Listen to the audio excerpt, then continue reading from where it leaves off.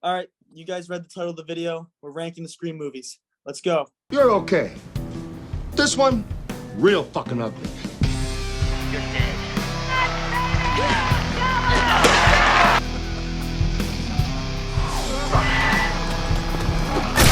No, please don't kill me, Mr. Ghostface. I want to be in the sequel. You just bought yourself another Saturday. Christ.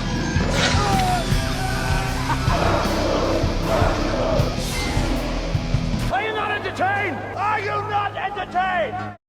Okay, today I am joined with my friend Ryan, my friend Ron. Guys, what's up? You ready to do this?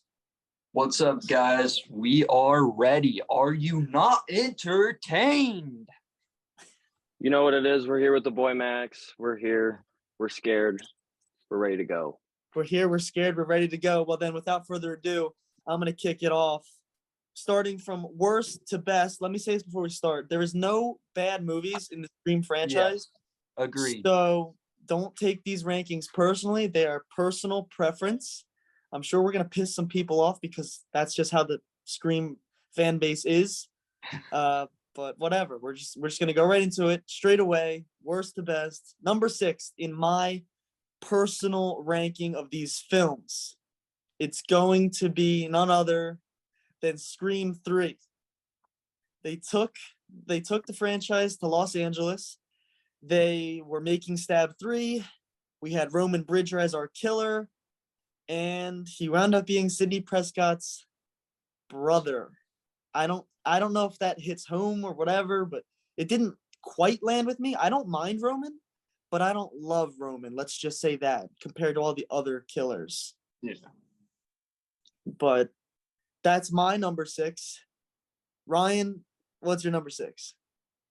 As much as you know, I like Roman. I actually do agree. Scream 3 is my least favorite of the most, but this year I have found myself watching it multiple times, so I like it a lot more than I did.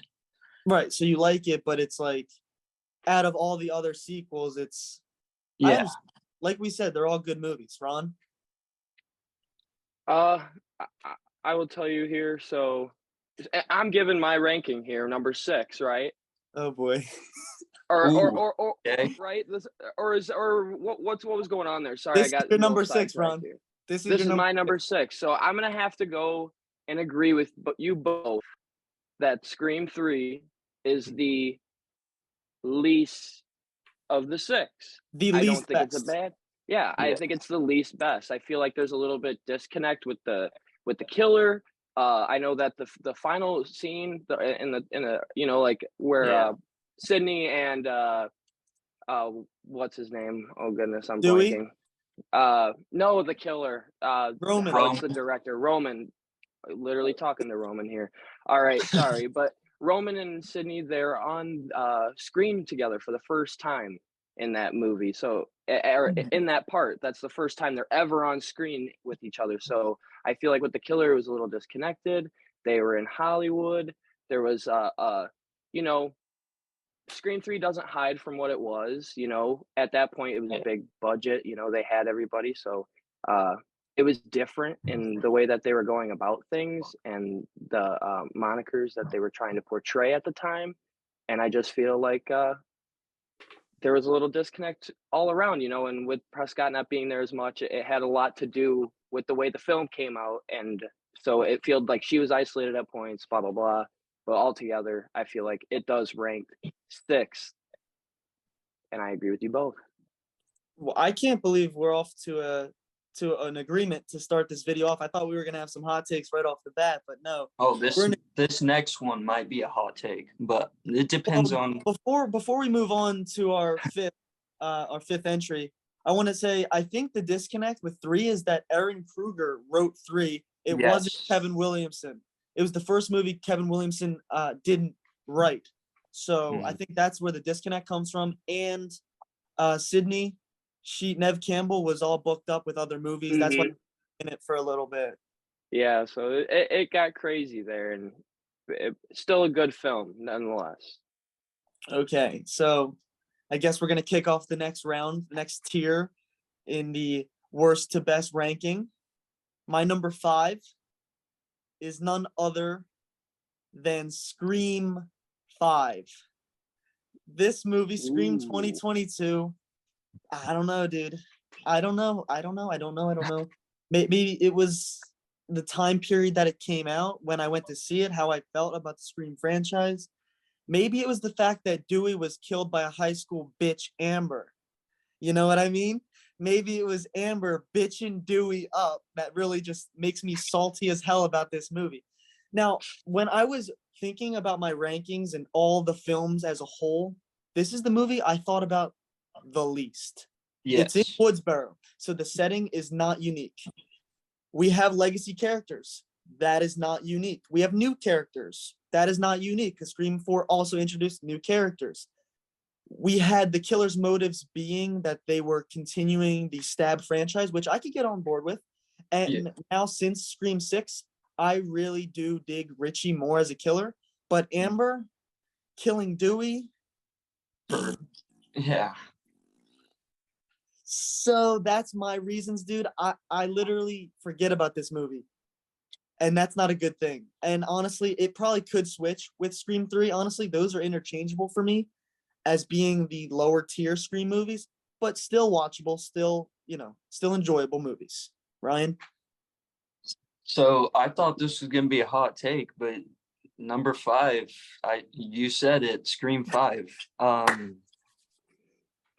It's at 5 for me because I will watch it more than 3, but ever since it came out, I don't know, I just watched The it. rewatchability, right? Yeah, The it's rewatchability not is there. It's not there. I don't care about the characters,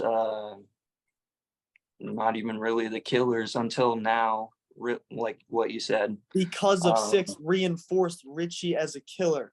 Like if Yeah. you want to watch a Woodsboro entry into the Scream franchise, you're gonna pick 1, you're gonna pick 4. Yeah. So it doesn't beat those out for me. Ron? All right. Well, I guess I'm coming in with the hot take at number 5 because mine is not the 5th installment in this franchise. It is going to be the 4th installment of this Ooh, franchise. okay. Scream 4 is what's going to come in at 5, and it for me because again, it does its job.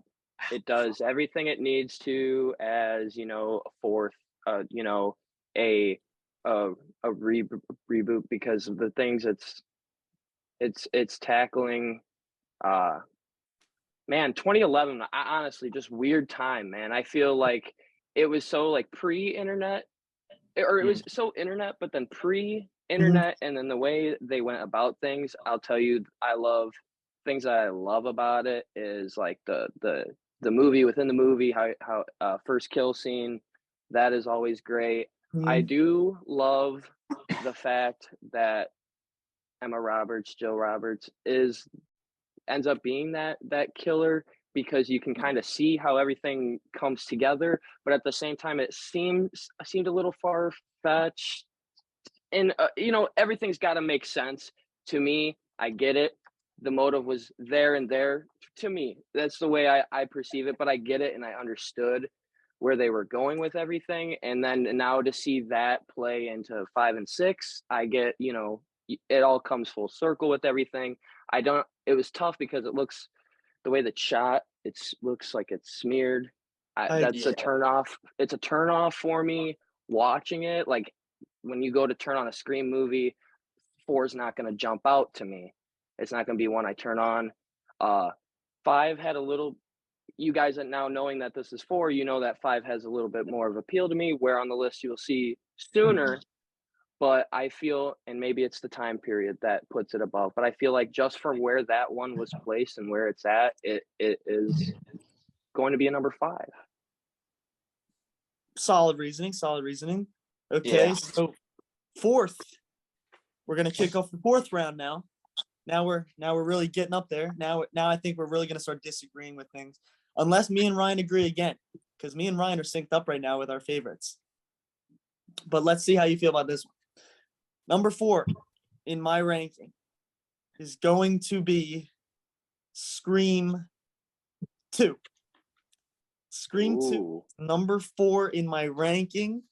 I really, really love the opening. It really sets the precedent. The first one had a great opening. The second one had a great opening, with the theater and the couple getting killed in the theater. That's where the whole trope of not being safe in public comes from. I feel like that we saw was reinforced in 6 when Mindy was stabbed in the subway, and it was in public, but nobody was there to help her. That originally came from Scream 2, when our characters in the beginning were getting murdered in public, and nobody was there to lend a helping hand. Mrs. Loomis was an alright killer, but the way that they danced around her not being recognized by Sydney was a little bit weird in my opinion. Mickey, I really dug Mickey, dude. I really dug Mickey. I really dug that Mrs. Loomis turned on Mickey. I just don't like the college setting per se. Like the college setting in 6 was a college setting, but it was also New York City. You know what I mean? I don't know. I don't know. I don't know how to feel. Like all of them from here on out are good movies, and I just had to put this one here. So that's my reasoning. Ryan? So I have to agree with you again because yeah, I think we're gonna stop agreeing on the next one though. But number 2 is, I don't know, it just feels slow to me. Yeah, that's the word that I was looking for. And Maybe then slow. the killers aren't really in it that much. But I will say Mickey Altieri is my number 1 favorite killer. Really? Yes. Holy shit. Wow, that's I like how Miss Loomis did it. Instead of corrupting like a high schooler or someone, she got a real killer. Boyfriend So, killer, boyfriend killer, boyfriend killer. I love Right? that. I love that part. Not to mention, I would be remiss to say they killed Randy in Scream 2. Yeah. Mm-mm. L plus ratio right there. It's the biggest L they've probably took as a franchise. People are wondering still today why. Honestly. Yeah. All right, Ron, let's hear it, dude. All right, here we're at number 4. And you guys almost just about made me change mine on the fly right there, because you almost made me not like 2 a little bit, because Ooh. I think Mickey's the most random killer. He is revealed, and then last time he was on screen at that point was 45 minutes prior. So it's a little bit random as a first reveal. If it was like Loomis and then Mickey, holy shit, she corrupted him, and like I get that, but then they flip it on us and it's holy what? This guy? How? And then you understand the manipulation, and then it's holy shit, Loomis is there. Everything goes crazy in that third act in that movie, and I understand that. And you know what? I am flipping it. So I am putting Scream 2 at my number 4, because I'm gonna cause some havoc. Oh boy. I am changing it on the fly, because it was slow, but it has all-time moments, and I think they did make a mistake with killing the expert. Why would you do that? That's one of like the best parts of having Randy around, is the fact that he is so aware. I have a point also, piggybacking off what you just said, killing the expert. But let me play devil's advocate for a second. Do you think that's why the Scream franchise is so good? Because you truly never know who's going to go. Like that precedent was set in Scream 2. You think, oh, Randy knows everything. Randy can't die. Randy, dead. Which, did that set the precedent for Scream being the most unpredictable franchise of all horror? and As much as I hated it, I like it needed to happen. Someone needed to go, you know? Right. and especially with drawing the lines of the newer movies, as you see, and it really is, it's just like it don't matter who you are at some points with any movie, not just Scream. You're starting to see that more. You're starting to see films and TV with characters being, start portraying it, and then boom, done. They cut them off, and it's like, one TV franchise that does that well is Game of Thrones. I feel like they just they have similarities and killing characters off with no remorse, and it's one of those elements that keep you on your toes as you're watching, and it just yes, what Max has said is completely true, and I do agree that it is really one of the most unpredictable and Right. So I felt I'm like looking for he's that looking word. for the word, so I'm gonna jump in and save his ass. So basically, yeah, Scream 2, it's a little bit of a slow burner. They killed Randy, which is a sin, but it made the franchise unpredictable. It had good killers. I think we all agree on that, right? Yeah. I think Loomis is a good killer. Not so much Mickey. That's why I'm putting it at 4. I feel Okay. like, and to the rest, because I feel like what we'll go dive into is that's what really did it for me was the killers is what puts this one Really? at 4. Yeah, I no, really, I don't know. I really dig Mickey. I'm with Ryan on that. I dig Mickey. His motive was it's all about the trial. He wanted to get caught, and he Yes. wanted to be a big, famous celebrity going to court, and he wanted to blame it on the movies, and he thought he was going to get away with it. He thought that the church. He even had a line in there, right, Ryan? The church was going to pay for his legal bills Yeah. to condemn horror movies. I thought that was pretty cool. But I'm going to say that good thing, and now I'm going to say a bad thing right before we move on to round 3. I want to say when they had to crawl over Ghostface when he was knocked out in the car, fucking Mhm. stupid. And then goes back for it. Like, what are you doing? Yeah, and then goes Yeah. back. That really puts it down for me. But everything else saves it, which puts it solid in its number 4 spot. Moving on to round 3. Round 3. Coming at you in 5, 4, 3, 2, 1. Scream 4. I almost fucked that up. I almost botched that. Scream 4 is my third best Scream movie in the entire franchise. Kirby, winner. The Killers, winners. I think the best. I want to say that Scream 4 have the best final act. Watching Jill throw herself through a glass table, throw herself into a picture frame, stab herself, use her boyfriend's hands and claw herself, then laying next to Sydney, and then they both get taken to the hospital. Then we have the hospital showdown when Jill goes to Sydney's room to finish off the job. Not to mention that we saw the news reporters praising her, saying Jill, the survivor. Jill, she was the closest one to ever get away. I think the only things that ruin Scream 4 are, like you said, the smeared camera, the overexposure, and the awkward 2011 time period. Although I think they hit the nail on the head with the reboots because that's around the time 2011. So a couple years prior, we had the Friday the 13th reboot in 2009. We had the Rob Zombie Halloween reboot. Everything was getting rebooted at the time, and they hit those marks. And they took it back to Woodsboro after number 3 took us to Los Angeles. So it was a return to form movie. And I think number 4, it's a solid film. I don't really have much bad things to say about it, to be honest. I like how the killers were recording the murders. Ryan can back me up here with Scream 4. I know he likes it. Oh, and the opening, a winner. Yes. Movie inside of a movie. Movie inside of the movie inside of it. It just keeps going. Yeah. All right, Ryan, what's yours? Okay, Let's number hear it. 3, right? We're on Number 3. 3, the third best. Okay. Now we're at the top 3. Mine will be Scream 6. I loved it on rewatch. The rewatch is definitely there. And I just like how it just doesn't slow down. The other 2 that are above this, you have time to breathe and stuff. 6, you don't slow down, and that's why it's so high for me. I loved all the Easter eggs, etc. Kirby and Gail's remarks to each other, like their little banter. That was my absolute favorite part of the 6th movie. Like Gail destroying Kirby before her attack scene. That was funny. Yeah, agreed. Ron? So with number 3, Yep. I am going to come in with Scream 5. And Ooh, now okay. I'm going to be honest when I tell you guys this is that I waited till last night to watch this because I don't have a movie theater near me. You wouldn't believe that. It's shut down.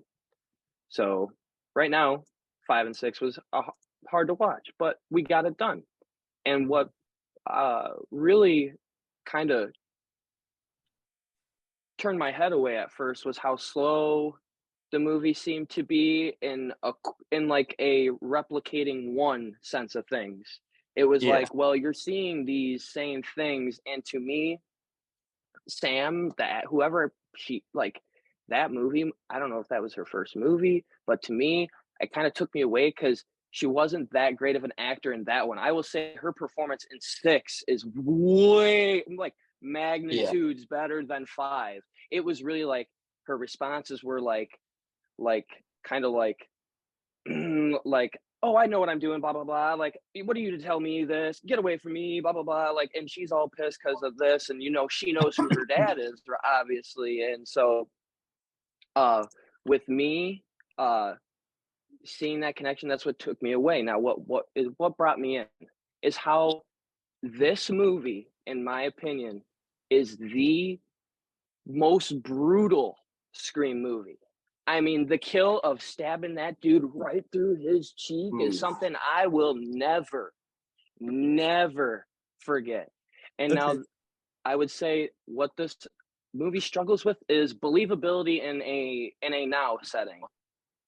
It like a hospital being like completely dark, like, and everybody's tweaked out, and like one dead cop. All right, I get it. We're in Scream. The movie doesn't shy away from what it is and how it replicates, and then the house being there and seeing that modern and the callbacks and everything. I thought that tied the most to the original, and that's what I feel like everybody wants. And like it was so fun. Like I was having fun in that final third act in Scream 5, which I feel like I wasn't having as much fun in 2.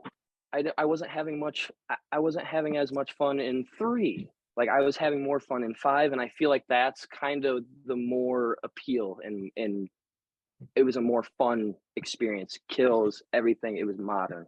I think Scream 2022 would have been better if they wrote the characters of the core 4 the way they wrote them in Scream Yeah. 6. Like if I cared as much as I care about them now, then that movie would have been top tier, like higher than I ranked in mine, maybe closer to where you ranked it here. But for me, like I didn't care if Jenna Ortega fucking died. I didn't care if Melissa Barrera's character died. I started honestly liking her when she was airing her frustrations and murdering Richie brutally. I think that's where Yeah. the happened, and I was like, okay, so this isn't just a Jane Doe, a regular old final girl copy pasted right on Scream 5, because that's what she was for a whole entire calendar year until I just went to see Scream 6 2 times in the theater. You know what I mean? Mm-hmm.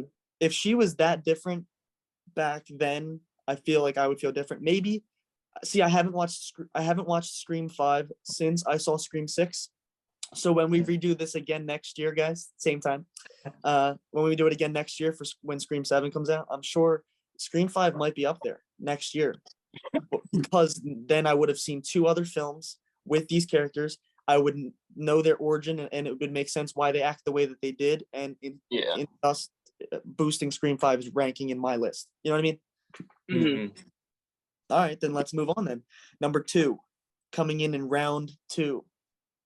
It's going to have to be Scream the original. No, I'm just kidding. Scream 4. Scream 4 is the second best in the franchise, in my humble opinion. Is the last one with Wes Craven. It was oh wait, what am I saying? I just said that. No, I switched it. Oh my god, I botched it. Scream 6. Oh my god, he's botching it. I was about to redo my. No, it's. I was like, are we doing the same thing? No. Scream 6. How did I botch that? Scream 6. Final answer. Scream 6 is number 2. I meant to say it beats Scream 4. That's what I meant to say. Only because I think of how fresh it is in my mind. And I think the time period that I am in right now with the Scream movies makes it one of my favorites, because I did a whole rewatch of the whole franchise. I ranked all of them. I put them on YouTube, the reviews. So like everything's fresh in my mind, and the anticipation climaxed when I was in the theater and saw this movie. So it holds a special place when I eventually go to rewatch this at home. The beginning with revealing the killer, and then another Ghostface killing that killer, using a dating profile that was never done before, being in New York City that was never done before, the core four being written so well. And more to your point of Scream 5 being the most brutal one, I have to disagree. I think Scream 6, because they did things like, well, I don't know actually. That's actually a good debate to have. Maybe that's a whole video in and of itself. Because in Scream 6, they ramp up the brutality with the number of stabs, but I Mhm. do like the one through the cheek, like you said, and then Wes's character, how he got it through the neck, and we saw it Yeah. come out the other. So maybe you're right. Maybe 5, and then Amber catching on fire at the end. Hey, I'll tell you this too, and like the quick one with like the douchebag at the bar where like he's like, and then one and done. Like that is ruthless. Oh yeah, Yeah. that was Stu's nephew. Did you know that? Yeah. That's what Yeah, the whole thing was, that they said that at the beginning. yeah. Okay, but yeah, I stick to that. I'm not gonna watch any more from here on out. Scream 6 is my number 2 favorite of all time. The characters are more likable than any other. The revenge plot was okay for me. It enhanced another movie. Because whenever did a final act in Scream enhance another movie? Like in 2, it Yes. was Billy's mom, but that didn't really enhance it. Scream 3, they tried to enhance the other 2, saying that Roman was the mastermind, but that fell flat and kind of wasn't deserved. But this one, with Yeah. them getting revenge for Richie, and us seeing how much he loved the Stab franchise, now it makes sense. Oh, he really was a super fan. Like, he's got all the memorabilia. Not only is he a Stab fan, but he's a true crime fan. So it adds another dimension to his character, all because of Scream 6. So the brutality, the writing, you know, the believability. I've seen some videos online about the believability of how Detective Bailey could have gotten. Just shut up. It's a movie. We can pick all of them apart.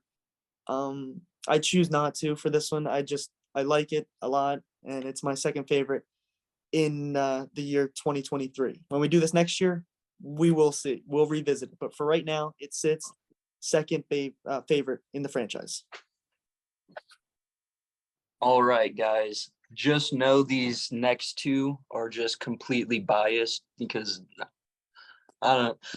Okay, number 2 will be number 4 for me. 4, as you know, the franchise was gone for a while, right? So 4 was actually my first theater experience with a Scream movie. Oh wow! And I don't know, it just stuck with me ever since. I still think this is the scariest Scream movie, just because Jill and Charlie were not playing with like the calls and stuff. They wanted to make their movie good, you know. Let's see. Emma Roberts, obviously, fucking a I do agree. standout there. Scream 4 is the best final act, and I think I'm gonna stick with that statement. Um, I and think I then just everyone, Jill killing herself, like stabbing herself and yeah, cutting herself, and then almost getting away with it. Maybe the hospital was like a little bit of a eh. Like I prefer Scream 6's location, mhm, but the whole premise of her almost getting away and all she has to do is kill Sydney, and then maybe she would have gotten away with yeah. it. So I get what you're saying. Scream 4 is great. Yeah, Jill was the closest to getting away with it. And then everyone shortchanges Charlie, but I thought his reveal was awesome. I thought he was a good killer. I just didn't like how he didn't have that much screen time after the reveal. Yeah, he kind of did reveal himself, and then he instantly got killed, kind of like a chump. Yeah. Like Jill kisses him, and Um, you're like, oh, they're the couple. Oh, what? mhm. You like fantasy booking. Like imagine if Charlie and Jill both went to the hospital as the heroes. You know what I mean? Yeah. Um, Shit, I'm trying to think of more stuff I can say. Obviously we talked about the opening, the stab. I think we ought to do that, a fantasy booking video where we pick a Scream movie and we fantasy book how it should have happened. Yeah, I'd love that. Yeah, maybe that'll be next. We'll do a how it should have went or a how I would write series. No, I'm serious. Yeah, I'm stumped here. So number 2 is 4 for me. Okay, let's jump to Ron. All right, and I'm gonna have to go with Scream 6 at number 2. And I don't know if it's recency bias. I saw it last night. I don't know what it is. But to me, having back-to-back yearly releases, I feel like is what helps this movie.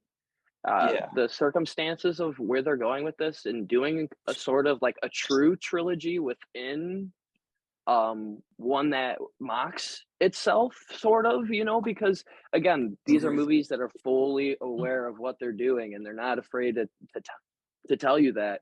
And I feel like this one had an all-time opening. It's something we've never seen before. You're seeing another diehard fan walking into his apartment with a roommate who he's with, and and then, oh no, turns out, watch the movie. But you guys know what I'm talking about. And I feel like that is so, and I feel so weird because being a Marvel fan as well, and like seeing like Ned, I feel like just having him as like the actor there was sort of like kind of like rewarding Flash. in a sense. Yeah. Or Flash, sorry. He's the one that picks on Ned and him, right? Yeah. Yeah. Sorry. So seeing the same actor, and that was a huge pop for me. I love every kill in this movie. There wasn't one, it like Max said, it was the amount this time. And I would say it was the amount and then like shock value. Like, I mean, having them in the apartment, like the reveal being roommates, I think that's insane to like try just the plot, them trying to separate the situation always finds them. It's sort of, I feel like that's sort of the story they're trying to tell, is that no matter where they're going, because of Sam, it's always going to find them. And I think that's the beauty of this movie, and it's what is, because to me personally, I feel like 5 and 6 are like kind of alone. Like that's how I kind of feel, because it is a reboot, requel, as they are obviously saying. And so that is, and I don't know if that's like the modern appeal, because we see that, but that's what they know. Like it's a full play on Halloween Kills and Halloween Ends. It's like the mask. You see the old Scream mask, and that it's sort of the mockery and the God, it starts with an I. It's like impersonating the current movies that you're watching. Something that it's always have done from the first movie to now. It has played on what is popular, and I feel like that is executed perfectly. And the story that they're trying to tell resembles one through and throughout, and that's why I put this one at 2, because it utterly comes close within that realm of number 1. Yeah. I couldn't have said it any better myself. Not to mention the ladder scene. I want to give that some love. I think that was one of the better crafted kills in the whole entire series, and here's why. Yeah. The suspense of climbing across the ladder. If you don't remember, it's Annika that gets killed in that scene. Annika is the girlfriend to Mindy. Usually in Scream, when we get a new character, just to fill the body count, we don't care. Oh yeah, okay. We don't care who they are, if they die, whatever, as long as it's a cool kill. Annika, dude, when she's on the ladder looking at Mindy, she's already bleeding from the gut, and she's like, I don't want to die. I don't want to die, Mindy. I don't want to. I was like, oh my God. Oh, like watching that in the theater, listening to her say, I don't want to die. I don't want to die, and then, you see her fall and hit her head on the dumpster and then just splat with Ghostface in the background shaking the ladder, just viciously shaking. I don't know, dude. Like they made I me care about a new character that got killed. That never has that been done. and I feel like one of the main like things you see with 5 and 6 is that they're doing things well they haven't before. And maybe they're lacking in that other stuff is, and that's maybe where like some old heads will get disconnect in this movie, but like being young and like seeing just like, because I will tell you this, seeing 5 in comparison to 4, 3, 2, and 1 was kind of off for me. Like I didn't want to like 5 at first. I was like, like what's going on here? Like they're kind of trying to reach, I took it the wrong way at first, but once you kind of understand what they're trying to do, they're doing things differently so well, and I think that's what puts that movie up there. Yeah, you're making me want to rewatch it, but also I have a good idea for a rebooking, a rewriting of the script. So I guess we're gonna have to do that on our next call, guys. A rewrite. All right, so number 1, kicking off round 1. I guess I could speak for everybody here because we all have the same one. If you haven't counted down, guys, our number 1, all 3 of us, number 1, Scream 1, 1996. Yes. We can go on and on about it, but let's just each name our favorite thing from Scream 1996 to keep this short and sweet, because I mean, this movie's praises have been sung for 30 years now. So, Scream 1996, it set the precedent. It revived the horror genre in the 90s. The opening kill is unprecedented. And I'm just going to say Billy and Stu, period. I don't need to say anything else. Yes. All right. So what I like is all the movies after the reveal, all the killers have their, their personalities, their characters, etc. But no one has ever been like Billy or Stu. So that's what I have to say. Like, Wait, what do they're you mean the by best. They're nobody's the been best characters outside of the costume. outside of the costume? That's a good way to put that have been Ghostface. That's a great way to put that, actually. Yeah, wow, I never. Yeah, That's because just what I have to. Yeah. like every boyfriend since, like Sydney had a boyfriend in 2 that was like her boyfriend, and we were like, whatever, he's a cool kid. But like Billy, when he sneaks through the window in the beginning and he's like, I watched The Exorcist last night, got me thinking of you. Like, boy, we like you because you referenced a horror movie, which is what this franchise does so well. But it was the first reference that was made in the whole entire, not really, but it was one of the first ones when he referenced Exorcist, and he's just a likable guy. You know what I mean? Plus, they framed him, and then we thought he was innocent when Stu then calls when he's in the police department. Yeah, I agree with that. Likable. All right, and what I have to add to number 1 would be the fact that no matter how many times you watch it, I just feel like that there's something new you can pick up. There's something that is more that's added to the story. I feel like go sit and watch Scream and go look at Billy and Stu the entire time. They literally are looking at each other, giving each other the looks. Like they know that they're doing it. They're not hiding it from you that they're the killers. It's the beauty of this movie. It is the little tiny things that really, if you open your eyes, you can see what's going on. And it's the fact that at this time, there was nothing like it. And that Wes, thank you, Wes, for everything that you brought to us, because without this, horror would be lacking very much so. So it's like, with this, it is a timeless movie. It is a timeless franchise. It's something that they can always do, because I feel like this genre will evolve, and it evolves with the time. Look at it. So,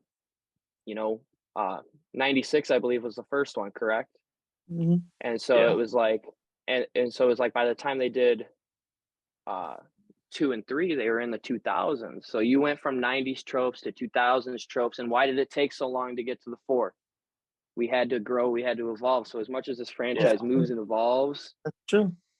It's going to change. We're going to get new movies, but the one that to me will hold up, and because it's keeping that same line, it's the same core story. Obviously, us fans are going to love it, and that's the one they're going to go on for forever. But it's timeless. You can always pick up new things, and it's always a blast to see the killers. Shout out to Matt Lillard. Shout out to Skeet Ulrich. You hit me with the phone, yeah. Dick. There couldn't have been two better people because just them being goofs, them being so confident that they could be funny, like, I'll be right back, and then he's gone, and then it's like but then you look at that so differently because he's doing that because he's the killer, and it's just so everything they do, they study. It's so great, and it's just a phenomenal film through and throughout, and it's just one of the best of all time. We all know this, and it's something that really should be celebrated when it comes to having a 6th and having a 7th, because I believe this is one of the few horror franchises that is doing it correctly. And so, it's kind of like stemming from the same formula in a Yeah, sense. you just made me think of something, saying how goofy and silly they were. I think it was a highlight of Scream 1, but I think it's a detriment to everybody since. Almost everybody. Because the hot take, this is me playing devil's advocate right before we end the video, just to leave the viewers and you guys with something to think about. Think about it this way. Billy and Stu were goofballs and we loved them for it, and it made them creepy almost. But now look at Detective Bailey. He almost was playing it like a goofball, almost like he's like, everybody dies, like everybody dies, and he was saying it like Billy and Stu. Like, so obviously that actor went back, watched it, he got inspired, and he made it, like, now it's almost like that's the cookie cutter, killer. They have to be over the top. Everybody dies. Boyfriend killer, boyfriend, like I feel like that's how everybody's playing a psychopath now. Like when are we gonna get a monotone, serious, like, I'm gonna fucking kill you, and that's the end of it. Like straight, like, I don't know, but maybe that wouldn't work in a I have Scream to say franchise. something. You know what I'm saying? Didn't we? Yeah. Do you agree with that, or you know what I mean? I agree with you. We actually did get one of those though. Fucking, we just didn't get to spend time with him. Oh, was it your boy Charlie? Yeah. You're actually right. He was pretty. He didn't really get that serious. I don't. Well, what I mean is, get one and spend time with him. Like maybe if they do bring Stu back, maybe he's gonna be more serious, more monotone until he climaxes to his. Because I know you can't have Stu without doing some funny kind of goofy stuff. Yeah. Is that what ruins it though for them? Like you said, so they were goofy. I personally, I love it. I love it. I like love that it. Detective Bailey. I love that Detective Bailey did that. He lost his mind a little bit, and he got to that Scream killer persona. But I think we can't keep doing that. Or I would say sort of like this. Yeah. So like because Stu and Billy are the model in this sense. And so when they're studying these killers, they're trying to be like them. So you kind of see sort of a pattern regardless of them just being like batshit crazy, sort of. Well, that's why they have to bring Stu back in Scream 7, because you just said it. Every killer's been based off of him. So he'll come back saying, this has gotten out of hand. All the people have been inspired by me, and now I'm here to set the record straight. Sydney, I'm coming to kill you. I'm coming to kill Billy's daughter because, I'm gonna kill everybody and set the record straight. I've been in hiding all this time. And it's a TV thing. It needs to end now. Wouldn't that be perfect? That would be the perfect way to end this whole.